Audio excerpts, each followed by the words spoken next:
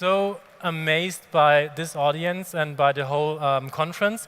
It's the last topic today. I'm really glad that I'm here with industry experts, and I hope that we can bring you some more deep diving insights about perspectives and visions of the future of fashion. I'm glad to be here on the podium together with Karp from Anerca, the founder from Anerca. You know her quite well from her keynote this morning, very informative, very inspiring. Then next to her, it's Georg, the General Secretary from Oeko-Tex, based in Zurich. We have Bittner from Vaude, Head of Apparel. And last but not least, Wählt from Adidas. He's the Director for Apparel Technologies, dedicated to size and fit on pattern.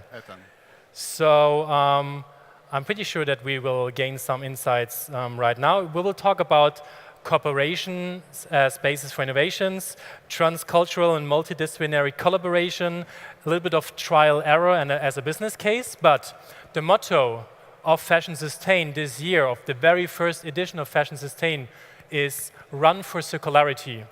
And my personal interest, even if I'm moderating for you, but my personal interest in this Run for Circularity motto was, what does it mean for a company? And Aaron, maybe I would like to start with you. Run for Circularity or Circularity, for you as a company, as a complete company with hundreds of employees, what does it mean to focus on circularity, and how can you make it happen with all the stakeholders who are involved? First of all, yeah, not easy, but let's start like that. For Vaude, we want to make or to show that economic success is workable in sustainable and fair way. And for that, you need to work on a complete loop. You need to close the loop. Otherwise, you will not come to this point. So we start already at the design, just to give you some examples. For a long-lasting product, how could the product could be repairable after the first use or the second use, and what fabrics are we using? My colleague spoke about that a lot before.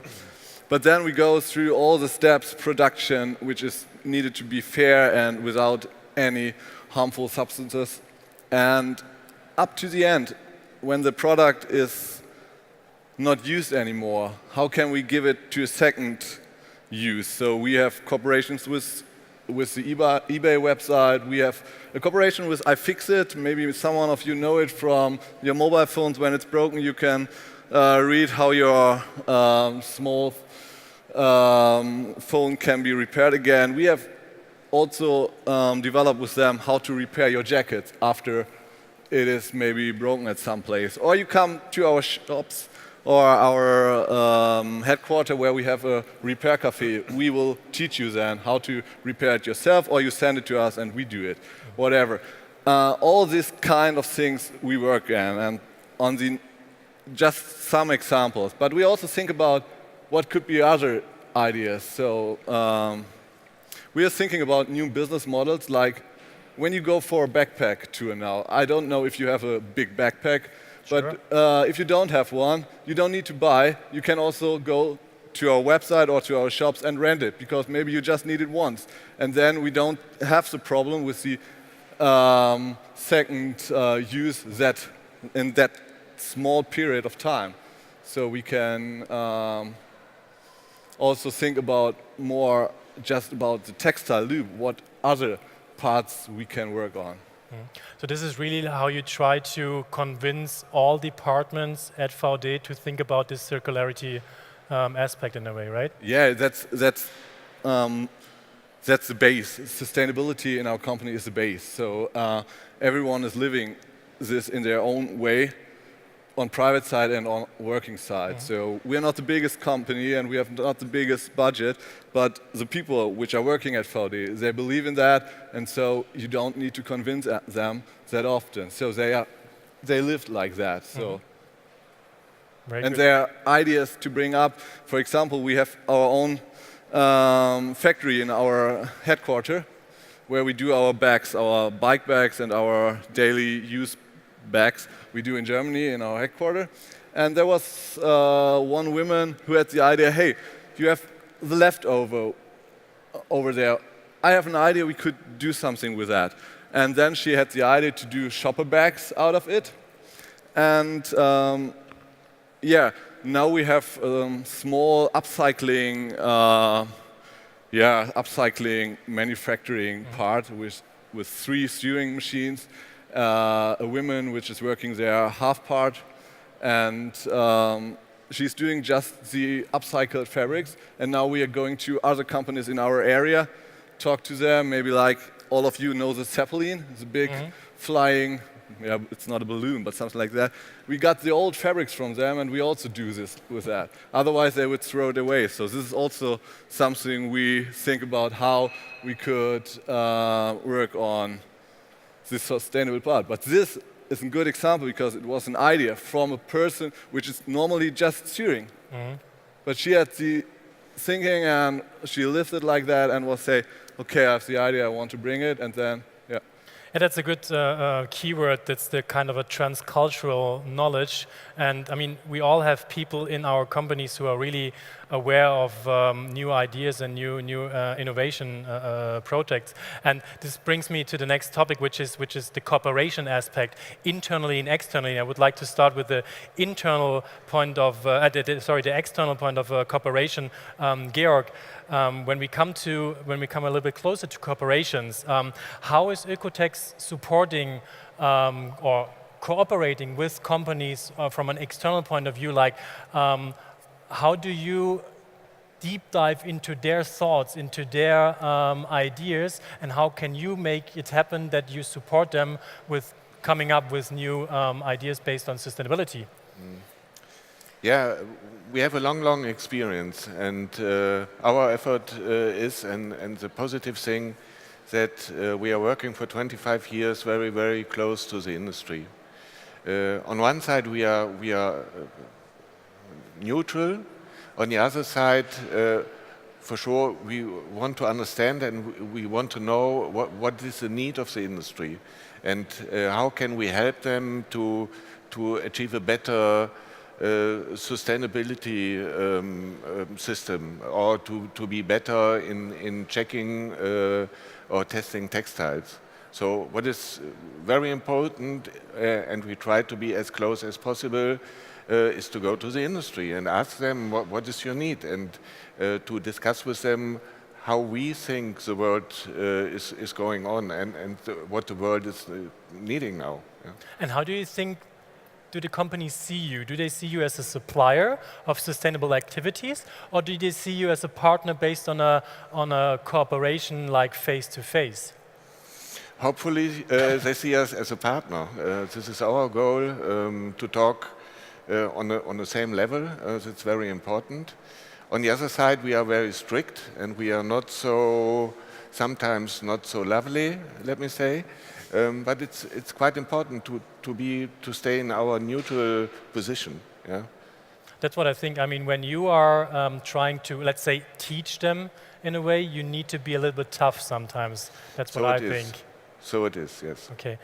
When we now come from external cooperations, which are very necessary for the industry, and now come to internal cooperations, Walter, you're quite new with Adidas since like 10 months now. And Adidas is quite big, we all know that. How is cooperation working internally, and what are you doing to support your colleagues to be more innovative when it comes to your dedicated area? Like also keyword was the trial and error thing we talked before. So we drive a culture of collaboration, and we drive creativity. And for instance, I'm leading a horizontal team, and we are making a digital creation, and this is difficult because everybody has different opinions and different requirements. For instance, a few weeks ago we invited Swimwear just to start with digital creation, to modify the garments, to make trial and error. We know that today we have no soft avatar, so we cannot make compression really good. Maybe there's some supplier who is already developing something like this, then happy to invite to us. But there are a lot of problems right now in digital creation, but parts are already working, and we use these parts and bring them to life, you know. And then, okay, maybe it's not the right road, but we try to keep on this road, and we believe to create something new. Yeah. And this is to get innovative, you know, and to use the benefits of, for instance, digital creation at Adidas. And how is your internal communication working on that? Are you just calling your colleague, hey, I'm Walter, I'm the new guy. What's going on?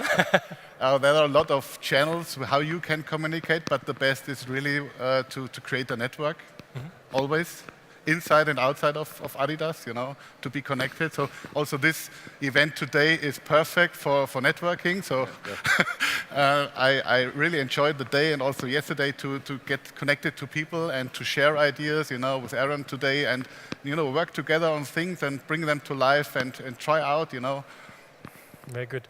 So, Ellen, Yes. external cooperations between companies, internal cooperations between colleagues and divisions. Where do you think is the cooperation with the end consumer when it comes to innovation and sustainability? How can we cooperate with the end consumers? I mean, I was talking to you and I said, I have the feeling that sometimes we live like in a bubble. How can we convince or how can we even inform the end consumer about what's going on? There are so many possibilities. I love this question, and I love it because you're quite welcome. And by the way, I'd like to thank the whole conference for having it in English, just so I would understand. I appreciate that. When I finished doing this work for Oeko-Tex, and I thought about it, I thought, okay, there's a 3-level partnership here. It's like a trinity. And it's brands, and it's certifiers like Oeko-Tex, and it's people, the consumer. I don't like the word, so people. And so that's the stool, you know, the small chair, if you don't know the word. And if you take one away, it breaks. Because the brands need people. People need to know, they want to know what the reality is. They learn from the brands. The certifier, like Oeko-Tex, legitimizes the brands and their CSR. You know, a brand, I told you this, a brand can't really, some small sustainable brands can say something and their followers believe them. But if you think about the mass market, brands can't just say anything. People say, oh, that's bull. So the certifier is legitimizing the brand. The brand is taking what the certifier does and it's putting it out there. Otherwise, the work of Georg and his colleagues is very abstract. But the brand is making it real. And then the consumer is the person, people are the beneficiaries and at the same time the drivers. So if you take one of those parts away, you're left almost with nothing.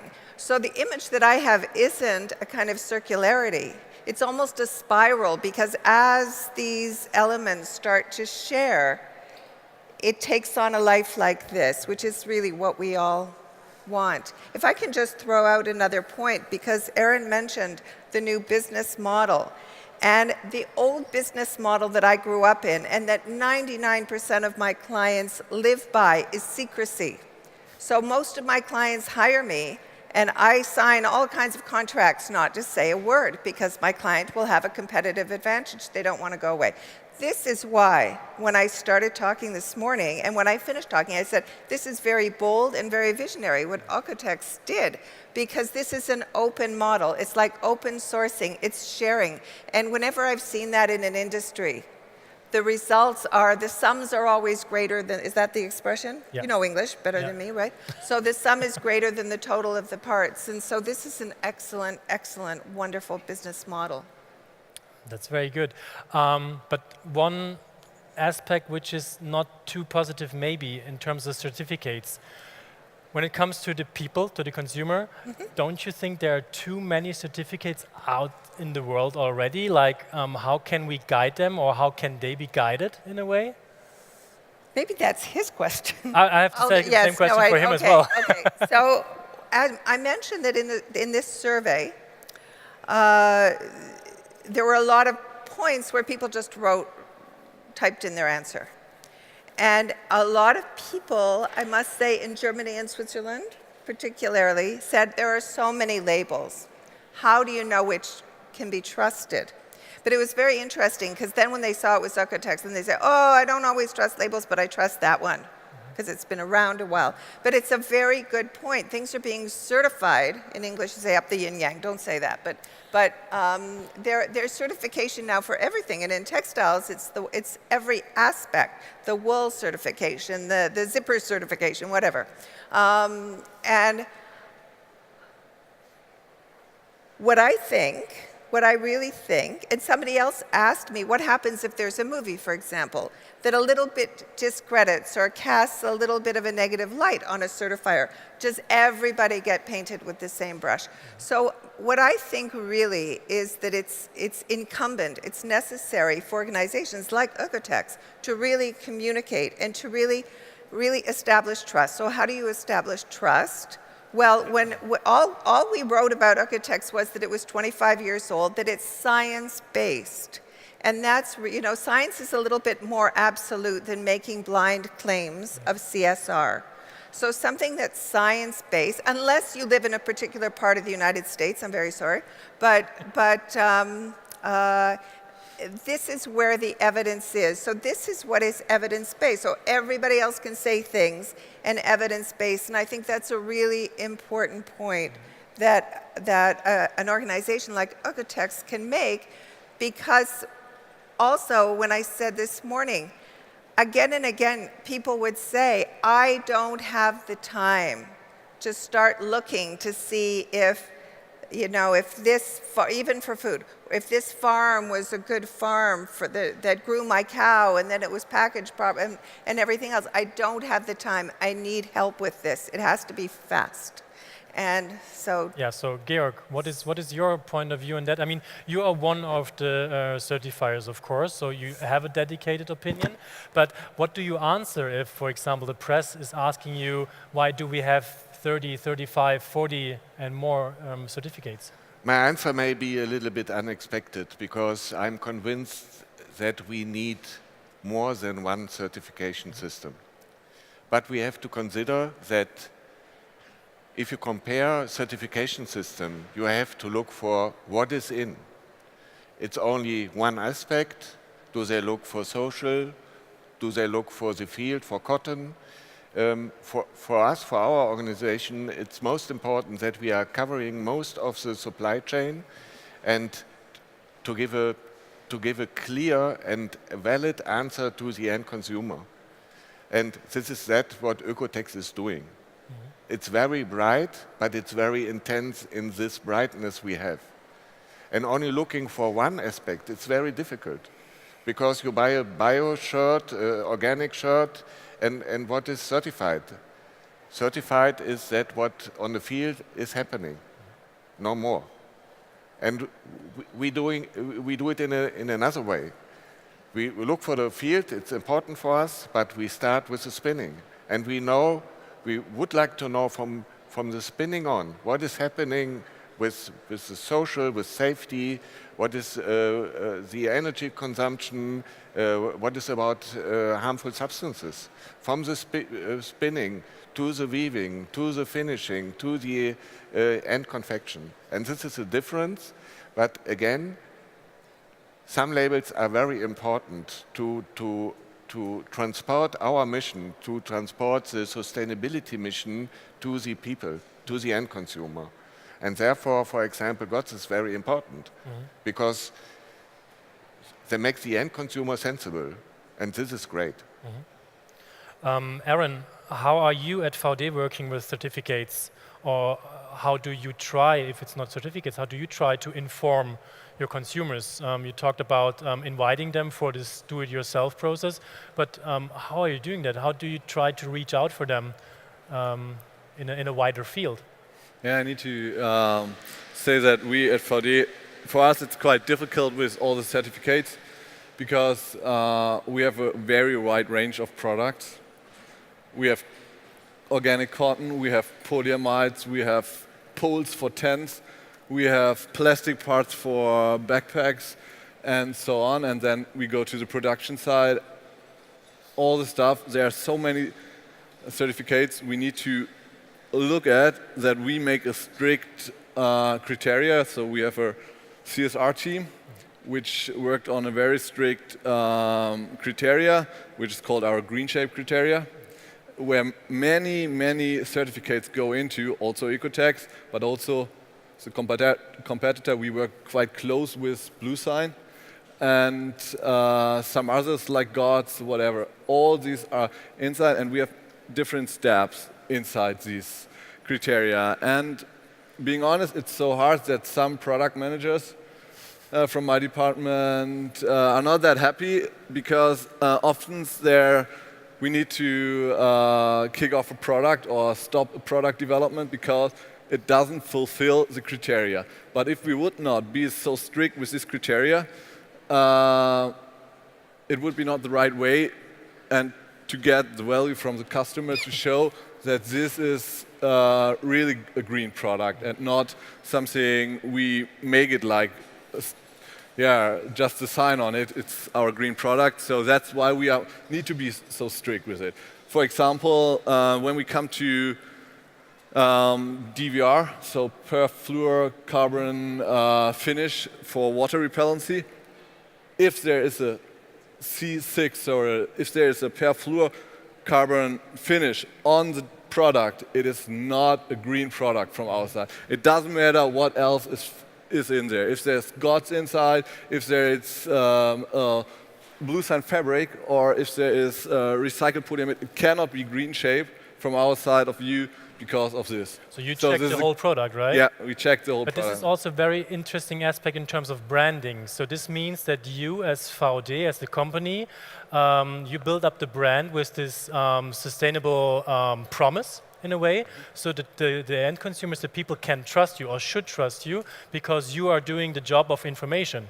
Yeah, sure, right? sure. We have a complete a report, a sustainability report on GRI base, and we show there our system. All signs are in there, we explain them, and we also explain that we cannot have a green product because of that, or because of that.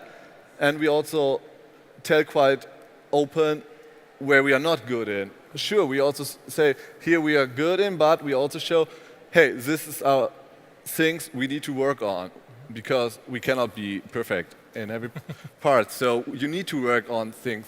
And we have visions, we have, we want to fulfill and we want to work on. If it's fabric side or if it's also production side on fair wear, we are cooperating with. But this is something we need to work with. The only, by the way, the only certification we show on the products is the fair wear. Because this is, not inside the jacket, on the tag when you buy it, because this is working for every product. It is all fair wear production certificate, and so this is on every product, and this is we don't talk about. But everything else need to be run through our system. Walter, I want to bring in one little turn regarding what you are working on, keyword with the size and fit. Yes. Your sustainable aspect is more on the right fit of clothing, because when you think about buying clothing or buying shoes or whatever, and it's not fitting, you need to send it back. So the footprint on shipping, on logistics, is not that good. So that's one of your aspects, size and fit, to make sure that the people buying stuff which is really fitting. What are your thoughts on that? It's a complex topic, because when you discuss with people about size and fit, one is talking about the technical or the fact-based body measurements, and somebody else is talking about his preferred size, what he's preferred. And also we're talking, especially at Adidas, about function of a garment. So we have 3 different areas which we want to cover. And usually when you talk with people, they mix it, and you have several opinions. So you have to unfold this topic first. And what I'm working now on is a language to define, which brings the consumer the confidence to find the right fit for him, And this language should be from the brief, from the idea of a garment until the online store. So you always talk the same language about size and fit. And at the end, the consumer can really choose his size, and he knows this size fits for me, And when you listen to the conference, a lot of people talk about e-commerce and that the market is growing. Today we have 20% return in the online business, in average, let's say, and 50% of it is regarding of size and fit. And this is frustrating. This is for the consumer frustrating, but also the sustainable aspect on that, reducing the returns, reducing shipment, the footprint. This is what I'm working on, and there's a lot of work to do. So when it comes to the vision aspect, because it's perspectives and vision, what is your vision? When is no returning of clothing necessary anymore because it fits perfectly? What do you think? When is your language ready? Yeah, I cannot tell you, but I think technology is an enabler on that. I don't know if you heard about body profiling, where you also have you just insert your body height and your weight, and you already get a prediction of your body, and then you can adjust. For especially women's wear, they know the bra size usually, so then you also enter the bra size, and you get a prediction, and then you get a size recommendation. And this helps. So, and there are loose ends in the market which we need to bring together, and then we find a technical solution for that topic.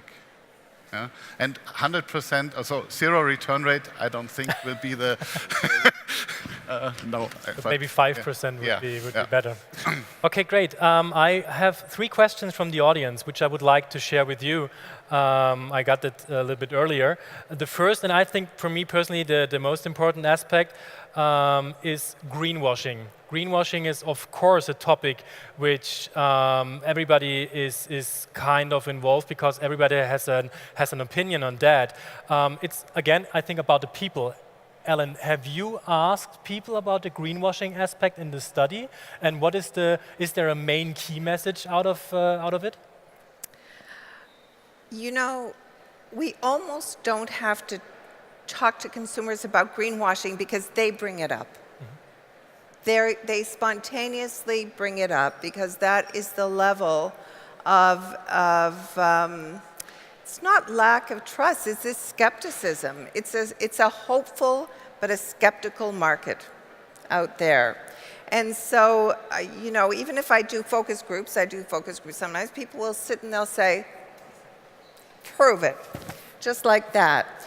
And so this is what I've been talking about, but people are so sensitive, and I'm not talking about so-called green people, I'm talking about people in general, are so sensitive about being lied to. I don't know if you're familiar with the Gallup poll in the US. Every year it does a study of trust in institutions.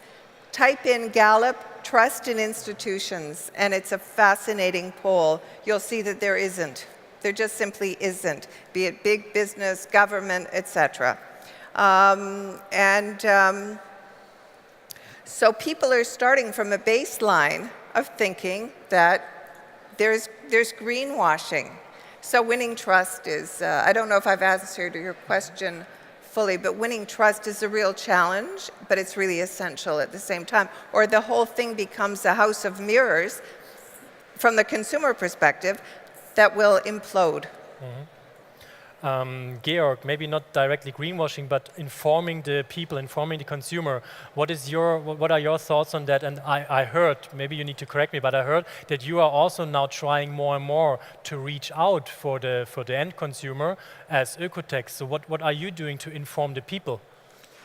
To avoid greenwashing, this is one main topic for the Secretariat in Zurich, to go in the market, to go to the producer, to check the certificates, to be sure that everything is in legal.